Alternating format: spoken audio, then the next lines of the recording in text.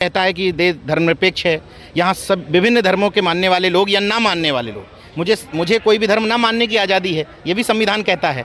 मुझे नास्तिक होने की आज़ादी भी संविधान देता है, किसी को आस्तिक होने की आज़ादी भी संविधान देता है।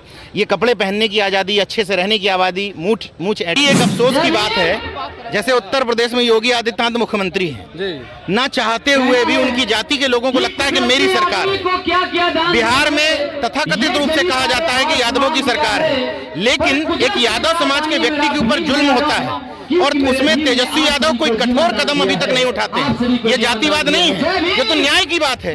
तेजस्वी यादव छोड़ दीजिए, नीतीश कुमार को कठोर कदम उठाना चाहिए था।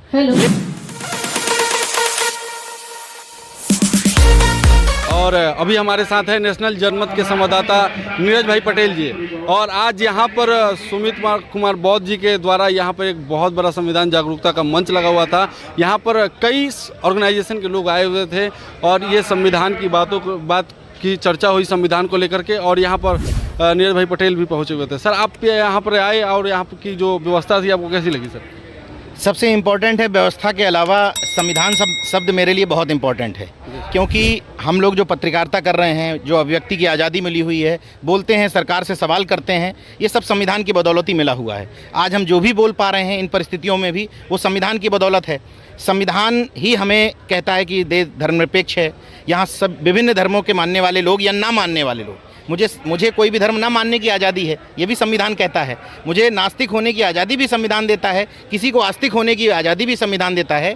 ये कपड़े पहनने की आज़ादी, अच्छे से रहने की आज़ादी, मूछ ऐंठने की आज़ादी, ये संविधान देता है। इसलिए मेरे लिए इम्पोर्टेंट है संविधान। तो चूँकि कार्यक्रम में संविधान जागरूकता लगा हुआ था, इसलिए इस प्रोग्राम में आया। व्यवस्था की बात आपने की, तो अल्टीमेट प्रोग्राम इस हिसाब से कहूँगा कि सुबह जब मैं आया, नगीना स्टेशन पर उतरा, एक बार मन हुआ कि कार्यक्रम स्थल देख लूँ।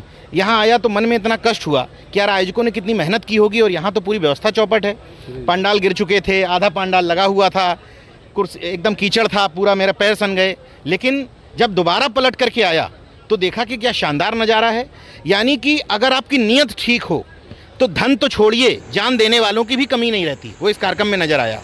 सर, क्या लगता है सर, इस तरह की जो कार्यक्रम रही है, इससे व्यवस्थाओं में क्या कितना तक सुधार आ सकती है? सुधार, मैं देखिए सकारात्मक व्यक्ति हूँ। पॉजिटिव रहने के अलावा इस समय, मौजूदा समय में देश में कोई विकल्प नहीं है। आप सकारात्मक रहेंगे तो ही काम कर पाएंगे। और सकारात्मकता का ऐसा नहीं कि असर नहीं पड़ रहा है, सकारात्मकता का असर पड़ रहा है। तमाम वो सारी चीज़ें जिन पर सरकार एकदम खुले तौर पर कर सकती थी, तमाम चीज़ें, उनमें थोड़ा छुपना पड़ रहा है, दबना पड़ रहा है।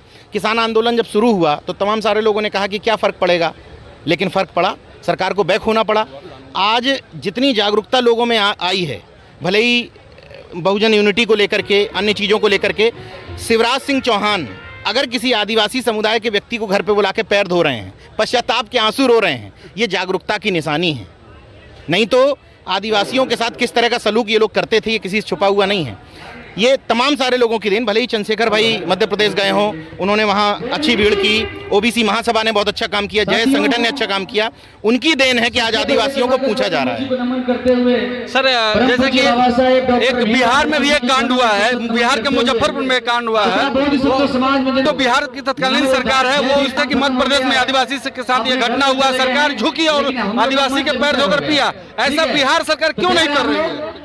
यही एक अफसोस की बात है, जैसे उत्तर प्रदेश में योगी आदित्यनाथ मुख्यमंत्री हैं, ना चाहते हुए भी उनकी जाति के लोगों को लगता है कि मेरी सरकार है। बिहार में तथाकथित रूप से कहा जाता है कि यादवों की सरकार है, लेकिन एक यादव समाज के व्यक्ति के ऊपर जुल्म होता है और उसमें तेजस्वी यादव कोई कठोर कदम अभी तक नहीं उठाते। ये जातिवाद नहीं है, ये तो न्याय की बात है।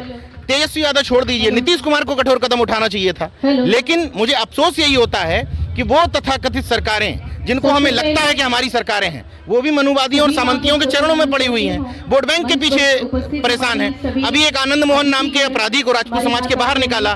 ऐसी सरकारों से आप क्या उम्मीद करोगे कि वो एक यादव समाज के व्यक्ति को थूक चटवाया गया, पीटा गया, वीडियो सबके सामने है, इसके बावजूद कोई भी कठोर कार्रवाई अभी तक नहीं हुई। एक सर, मुजफ्फरपुर के साहेबगंज में एक एसी समाज के व्यक्ति ने ठाकुर के कल पे पानी सिर पी लिया, तो उसको उस ठाकुर ने मार मार के उसकी हत्या कर दी, ये तत्कालीन बात है और इस पे वीडियो भी चल रहे हैं, लेकिन सरकार की जो पुलिस है बिल्कुल इस पर कोई कठोर कदम नहीं उठा रही है। देखिए, मुख्यमंत्री भले ही मैं हो जाऊं, ये बात सही है कि 100% घटनाएं नहीं रोकी जा सकती, लेकिन घटनाओं के बाद जिस तरह से कठोर स्टेप उठाए जाते हैं उनसे घटनाएं कम होती हैं। अफसोस की बात यह है कि बुलडोजर संस्कृति उत्तर प्रदेश में हो या मध्य प्रदेश में, मैं उससे सहमत नहीं हूं, लेकिन कठोरतम कार्रवाई ऐसी चीजों में करने की जरूरत है ताकि जो सामंती और मनुवादी मानसिकता दिमाग में है उस मानसिकता को खत्म किया जा सके। बहुत बहुत धन्यवाद सर।